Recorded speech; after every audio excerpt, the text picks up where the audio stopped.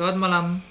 Hari ini saya akan mereview tentang Winter in Tokyo, karangan dari Ila Nathan dan salah satu dari novel tetraloginya Ila Nathan. Nah, siapa saja sih tokoh-tokoh dalam Winter in Tokyo ini?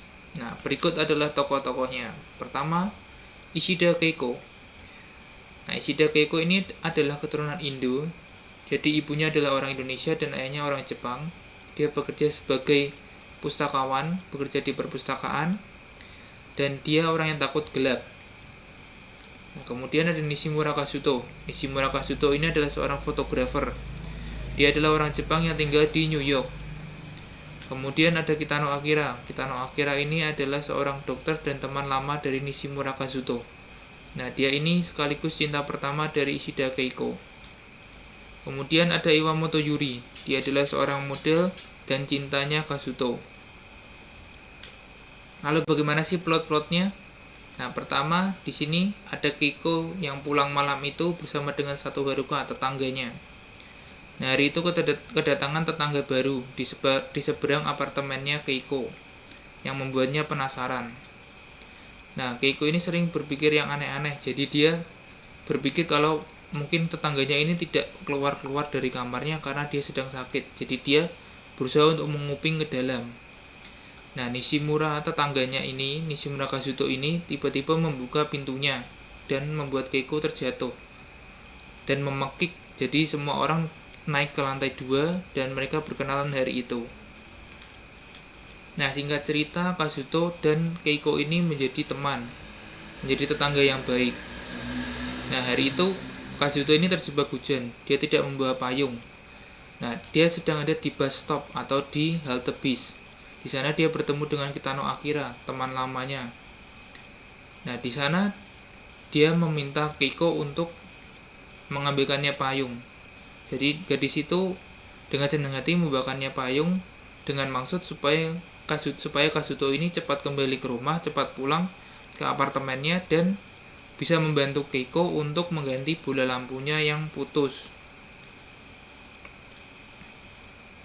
Nah, setelah mengantarkan Kazuto itu, Kazuto membenarkan lampunya, tetapi ternyata kabelnya lah yang rusak, bukan lampunya. Jadi Kazuto tidak bisa membantu banyak.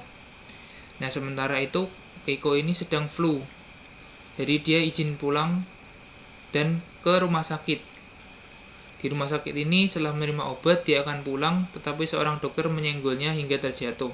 Kakinya terkilir dan si dokter meminta maaf. Nah, dokter ini adalah Kitano Akira, cinta pertama dari Keiko. Mereka pun menjadi akrab. Nah, di sisi lain, beberapa hari kemudian Kazuto ini melihat Haruka diganggu oleh seseorang. Nah, adiknya Haruka, Tomoyuki ini maju membela kakaknya. Tetapi dia terkena pukul si pengganggu dan terjatuh. Pengganggu ini bernama Jun.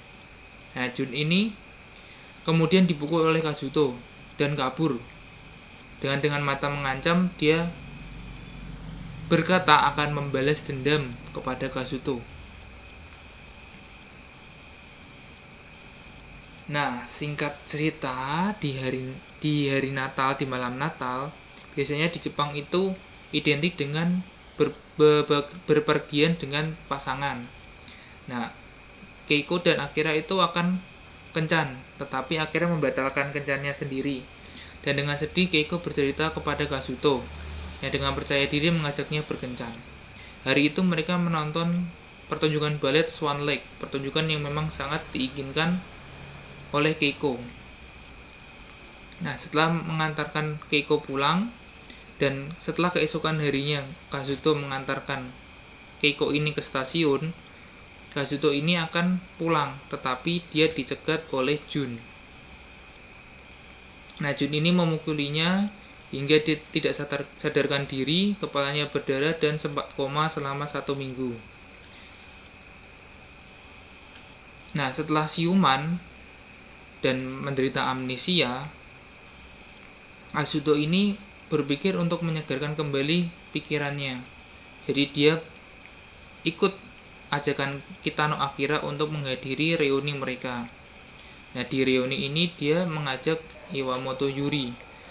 Yamamoto Yuri ini baru datang dari New York City untuk menjenguk Kazuto. Nah, di acara reuni dia bertemu dengan Keiko. Keiko ini diajak oleh Akira dan dia langsung marah-marah ke Kazuto karena menghilang tanpa kabar. Nah, Akira menjelaskan bahwa Kazuto ini tidak mengingat apapun dan Keiko ingin membantunya untuk mengingat semuanya. Dia memberikan alamat apartemen yang sempat ditinggali oleh Kazuto.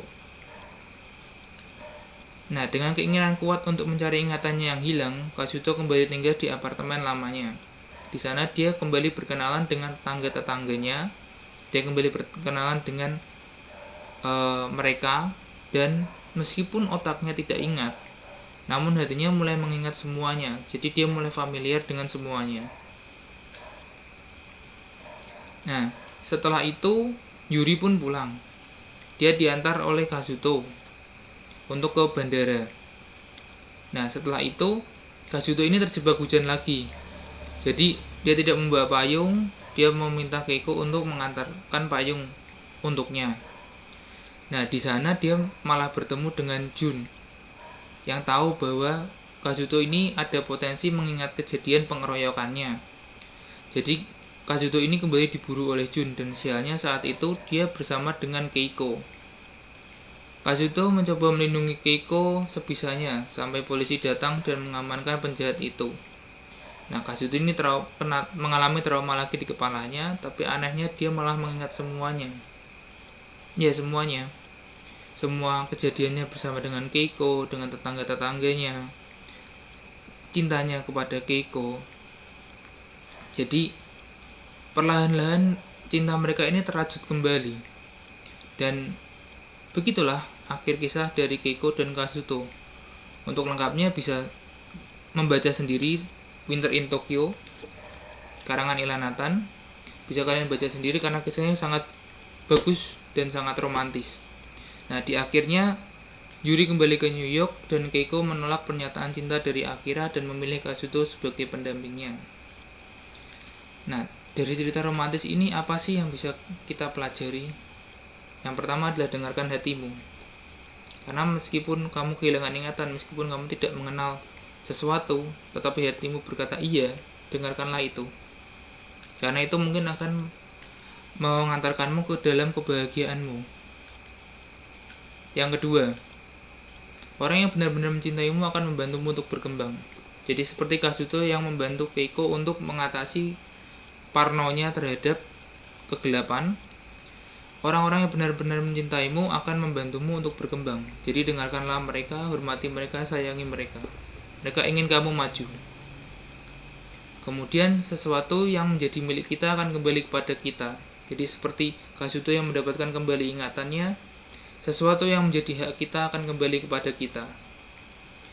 Bagaimanapun itu caranya, betapapun sulitnya itu, sesuatu itu akan kembali menjadi milik kita kalau itu memang sesuatu yang berharga bagi kita, sesuatu yang menjadi milik kita. Oke, saya rasa itu saja yang bisa saya sampaikan. Untuk lengkapnya, untuk cerita lengkapnya silakan membaca sendiri Winter in Tokyo karya Ilanatan. Bukunya sangat bagus dan bisa dibeli di mana saja. Di Gramedia ada, di toko buku lain ada. Terima kasih sudah mendengarkan review ini. Selamat malam. Bye-bye.